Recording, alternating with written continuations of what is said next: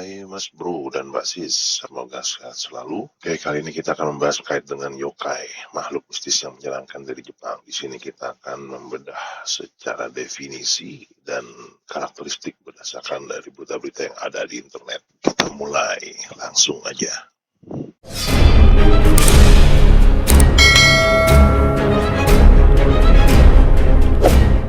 Yokai adalah makhluk supranatural dalam tradisi dan budaya Jepang. Biasanya digambarkan sebagai monster atau iblis yang memiliki penampilan aneh dan terkadang menakutkan. Dikatakan memiliki berbagai kemampuan seperti berubah bentuk, merasuki atau menimbulkan bahaya pada manusia. Yokai seringkali dikaitkan dengan alam, gunung, sungai, ataupun hutan. Bisa muncul dalam bermacam bentuk, baik dari makhluk yang menyerupai hewan hingga menjadi menyerupai manusia. Mereka mempunyai nama dan cerita yang unik sebagai latar belakang mereka. Yokai juga dianggap sebagai bagian dari kepercayaan masyarakat Jepang yang memiliki kekuatan supranatural yang dapat mempengaruhi kehidupan manusia.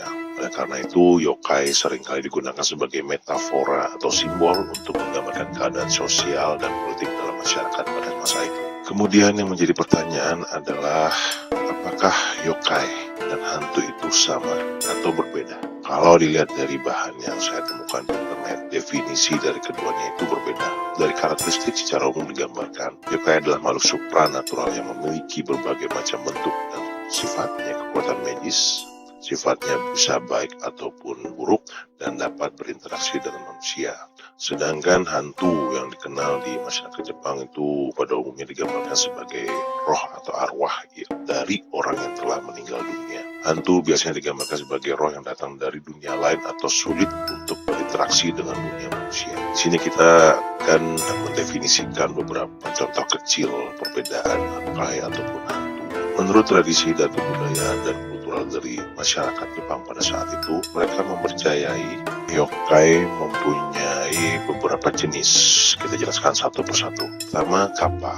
Kappa adalah makhluk yokai berwujud seperti kura-kura berwarna hijau yang memiliki mangkuk kecil di kepalanya yang berisi air. Dipercaya tinggal di sungai dan atau danau dan sering digambarkan sebagai makhluk nakal yang memburu manusia yang saat itu sedang berada di pinggir sungai ataupun melakukan kegiatan di sungai ataupun di daerah perairan. Digambarkan tubuhnya sebesar setengah tubuh anak-anak, kulitnya bersisik mirip reptil, serta memiliki organ tubuh yang memungkinkan untuk hidup di lingkungan berair seperti selaput di antara jari-jari tangan, kaki, dan konon itu berasal dari prefektur Saga.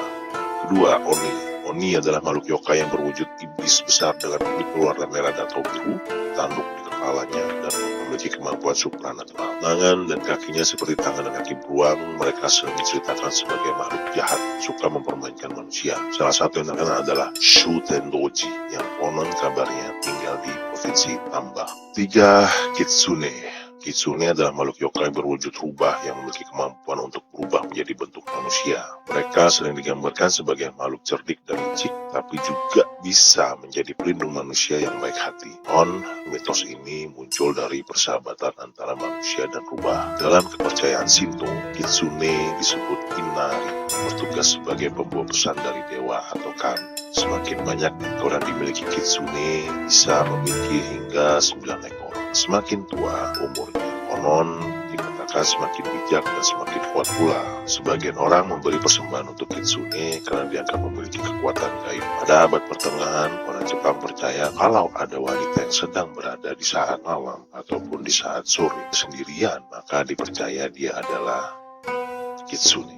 Mungkin bahasa yang kita dapat bayangkan seperti kalau kita bilang filmnya Naruto tuh Kyuubi, biar dapat gambaran Kitsune seperti apa. Kemudian di drakor itu Guminho, ya kurang lebih seperti itu. Perbedaan dengan hantu adalah sebagai contoh, mungkin pernah mendengar Uchisake Onna. Dia adalah dok hantu yang robek mulutnya dari ujung telinga sebelah kiri hingga ujung telinga sebelah kanan. Yang menurut legenda, Uchisake Onna tadinya adalah seorang wanita muda yang hidup pada zaman Heian. Konon dia adalah seorang istri atau selir dari seorang samurai. Dia dikaruniai wajah yang sangat cantik, namun sang muda sering berselingkuh di belakang suaminya hingga suaminya merasa sangat cemburu dan dikhianati.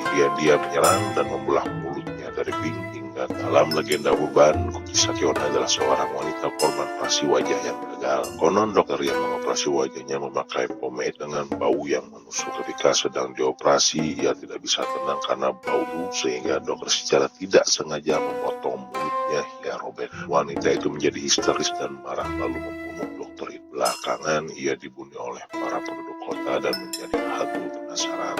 Secara karakteristik, ia menutup mulutnya dengan penutup mulut operasi dan sering bergentayangan di kota pada waktu malam.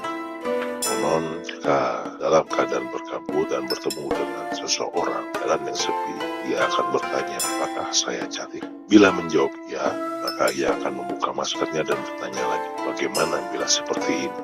Pada saat itu, bila korban jawab tidak, maka ia akan dibunuh dengan gunting, golok, sabit, ataupun senjata tajam lainnya. Bila korban tetap menjawab ya, maka dia akan gembira dan membebaskannya. Tapi ada juga yang mengatakan bahwa walaupun korban melakukan itu, dia akan mengikuti korbannya sampai di rumah dan membunuh di depan pintu rumah si korban. Dan banyak juga legenda-legenda korban legend yang ada di sekitar dia. Oke, kedua sebagai contoh adalah Okiku, atau yang kita kenal biasa dengan Sadako. Konon diceritakan yaitu seorang pelayan cantik yang bernama Okiku yang bertunangan dengan Taketsune, seorang pekerja dan mewarisi sebuah kastil dari seorang penguasa yang sedang sakit. Pewaris hendak memberikan satu set berisi 10 piring berharga kepada Sou untuk mengambil alih kastil. Di lain pihak, seorang kepala pasukan Asayama Tetsuzan berkomplot melawan ahli waris tersebut dan ia mempekerjakan seorang untuk mencuri salah satu piring dan membunuh Okiku mencurinya. Singkat cerita, Okiku dipaksa membantu Azuzan untuk memulihkan ahli waris, tapi dia berusaha untuk menolaknya.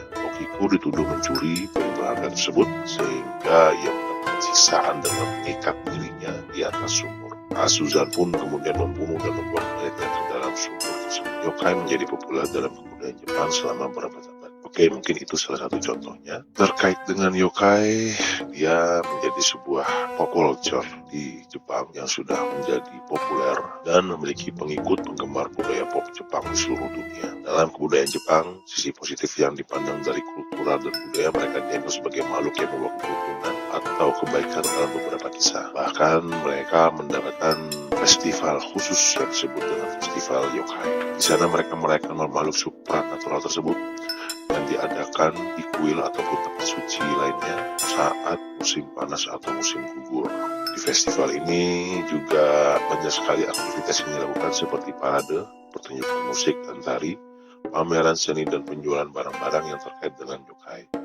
Orang yang ikut dalam festival ini biasanya berdandan sebagai yokai dan memakai kostum tradisional Jepang pada saat menghadiri festival dengan tujuan menghormati dan merayakan makhluk-makhluk tersebut dan juga bertujuan untuk memperkenalkan budaya Jepang dan tradisi lokal kepada orang-orang di seluruh dunia. Oke, itu terakhir maka dapat kita simpulkan yokai bukanlah hantu.